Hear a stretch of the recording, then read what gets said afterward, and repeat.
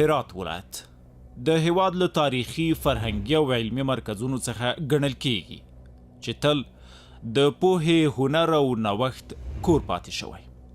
هرات چې د تاریخ په اوږدو کې د سترو عالمانو او پوهانو ټاټوبی و، نن هم د دې ولایت ځوان نسل د استعدادونو او نوښتونو شاهد دی، په داسې حال کې چې نړۍ د ټیکنالوژۍ په برخه کې ورځ تر بلې پرمختګ کوي.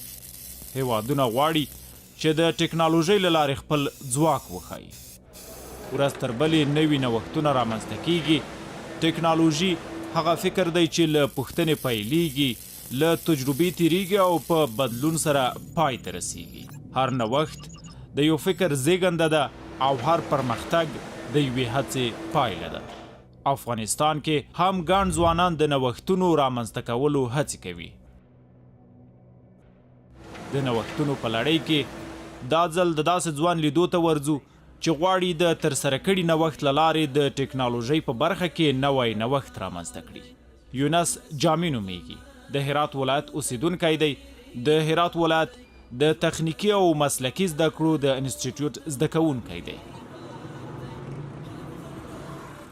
نوموړی د ځیرک رباټ په جوړولو بریالی شوی دی.